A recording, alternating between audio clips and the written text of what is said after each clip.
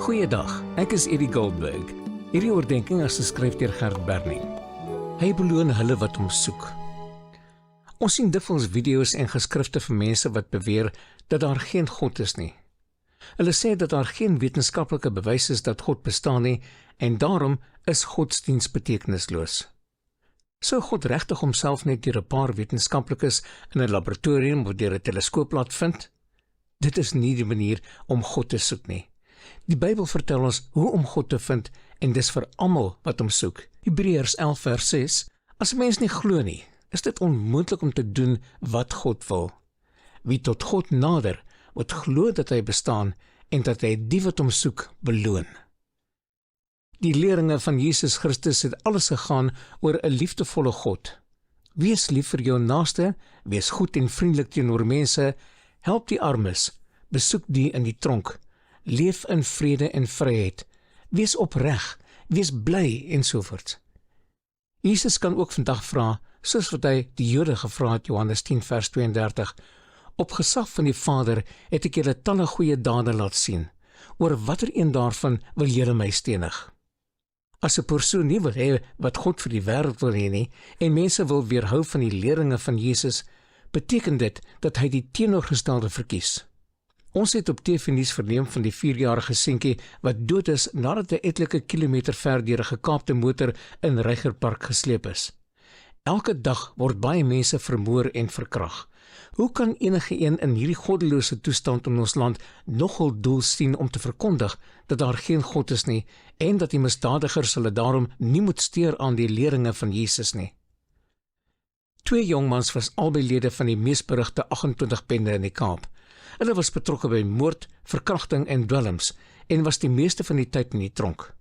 Hulle het Christene geword, het nou goeie werk en lewer motiveringstoesprake waardeur hulle die jeug vertel hoe Jesus hulle totaal verander het.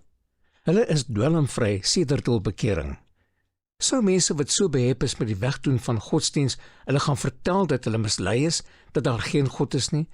Geen wonder nie dat die psalmdigter sê, Psalm 14 vers 1, die dwaas dink daar is geen God nie. Jesus het gesê, Matteus 18 vers 7, hoe jammer tog vir die wêreld dat daar dinge is wat die mens afvallig maak. Sulke dinge kom noodwendig, maar wee die mens deur wie dit kom. Wetenskaplikes van die internasionale menslike genoomprojek in die VSA het langer as 10 jaar intensief aan die projek gewerk. Die voltooiing van die projek is in 2000 wêreldwyd gevier. Dr. Francis Collins, die leier, is 'n belydende Christen. Dr. Japie van Sail is mede-direkteur by NASA se Jet Propulsion Laboratory JPL in Amerika. Hulle is 'n groep topwetenskaplikes en ingenieurs wat 'n voertuig op Mars laat land het wat beelde van Mars aarde toe stuur. Hy het gesê, ek het nog nooit iemand hier by JPL gekry wat nie glo in God nie. Hierdie wetenskaplikes, sowel as baie ander Christelike topwetenskaplikes, kan tog nie beskryf word as mense wat onwetenskaplik optree omdat hulle in God glo nie. Ons almal kan baie dankbaar wees dat die wetenskap die wonder van God se skepping vir ons bloot lê. Waar ons ook al in hierdie skepping is God altyd daar vir hulle wat in hom geloof soek. Handelinge 17 vers 26 tot 28, God het hulle gemaak om hom te soek, al sou hulle ook moes rondtas om hom te vind.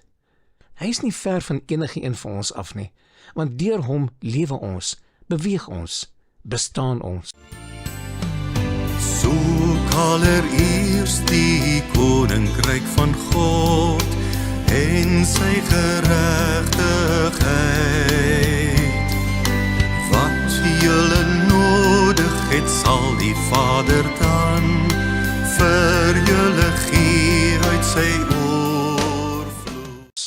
Ons hemelse Vader, dankie dat ons altyd daarop kan reken dat U by ons is. Amen.